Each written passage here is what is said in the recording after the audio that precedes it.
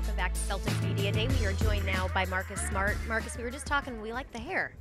I think everybody kind of like the hair, and that's kind of why I'm back to it. Yeah, I like it. I hear a lot of fans and people I know talk about you should bring it back. So, but don't be surprised if it's a different color first game of the season. So. Okay. Ooh. Any hints that we can guess Hold on? on. No? I just one question. Will it match your jersey?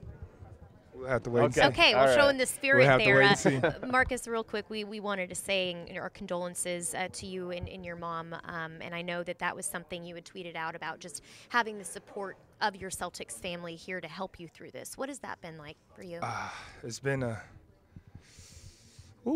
hurricane, but at the same time, I've had, like I said, the support of people around me, this organization, my teammates. A few guys actually showed up to the funeral. The coaching staff, Wick, and those guys actually showed up, which it was a surprise to me, and it meant a lot to me just for the simple fact, they're all the way up here and they got a lot of things going on in their life as well, but they took time out of their day and their life and schedule to come support me. So, I thank those guys and I thank the Celtics organization. Well, that says a lot about what this organization is all about. Brad preaches it every day. It's a family here. Family first. Yep. And along those lines, this summer Jason Tatum said that you're supposed to be here. When the negotiations were going on, Marcus Smart is supposed to be a Boston Celtic. How much do you feel like you are like a part of this city, a part of this organization, and that this is where you are supposed to be, nowhere else? I love it. I love Boston and Boston loves me. The things, I've been here going on my 5th year now, the longest team Celtics. So, that's an amazing thing to say, and it feels good. And, for Jason to say that in this organization, to say that and show the things that they have shown to me, it's tremendous to me and my family, and we appreciate everything. And when you rewind back to the negotiations this summer, obviously it took a little while to get it done, but it got done. What did it feel like, when you finally reached that agreement to have that long-term security here? It's like a weight lifted off my shoulder. Everything else that's going on in my life, this is one thing I didn't want to have to be really worried about. And once it was over, it took a lot of pressure off me. And I was able to focus on, things that I really needed to focus on, like my mom and my family. So it was good, and, like I said, I'm glad to be here. One more quick one on the contract negotiations, and less on the negotiations and more about last season. But it's tough to play through a contract year. I mean, as you just said, like pressure, right? Like you want to get that deal that's going to be security for you and your family for a long time. How different will it feel this year being on the court with that security as opposed to what it was like last year when you knew that was looming in the offseason, that restricted free agency? It's going to be a lot different, more relaxed. You can go out there and actually just play. You don't have to really focus on things that you were probably focused on when you were going into that contract year and trying to prove yourself. So, and I think that happens with a lot of guys in this league. And so, but I'm excited, and I think it'll be more relaxed this year, and you'll probably see it different from me this year. Yeah, speaking of being more relaxed and just going out there and playing, what is your approach now heading into training camp this year?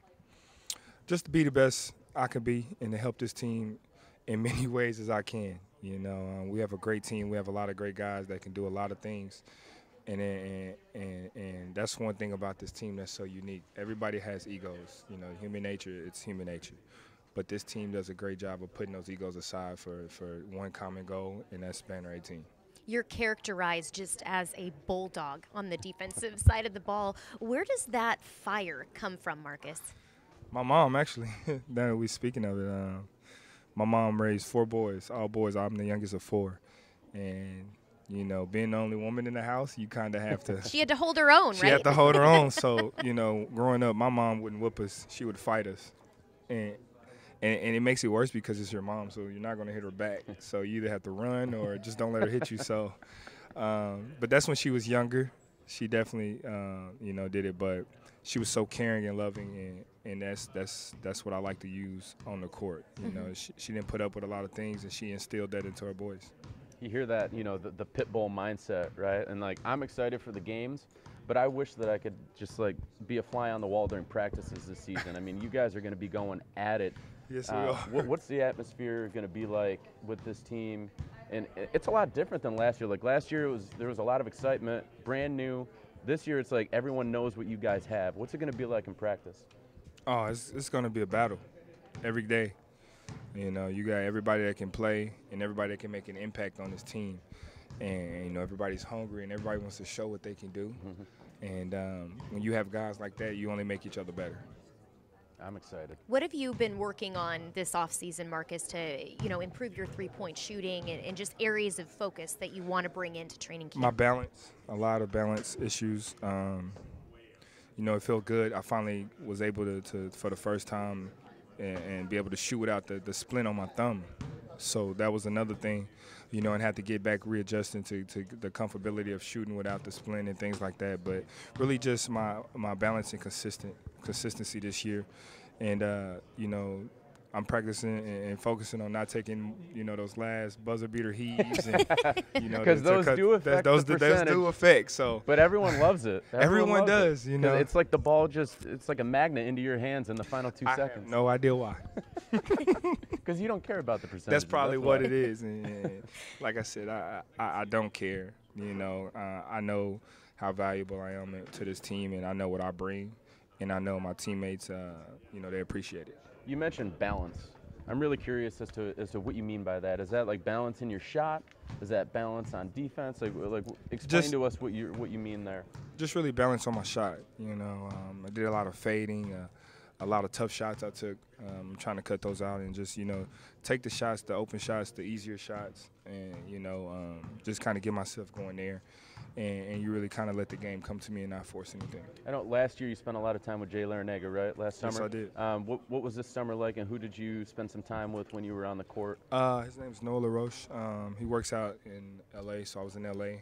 Majority working out. And we worked on a lot of, you know, finishes, you know, finishing through contact around the big, around the rim, just trying to get me back to the person I was coming into the league, you know, driving, using my strength to get to the rim, explosiveness, and you know, I've been doing Pilates this year. You know, last year, okay. I've been doing Pilates a lot, and just trying to, you know, work on those little muscles in your body that, you know, we tend to forget as athletes to work on that can affect us on the court. Now, did he get you into that, or was that something that you just chose to? Something I chose to do.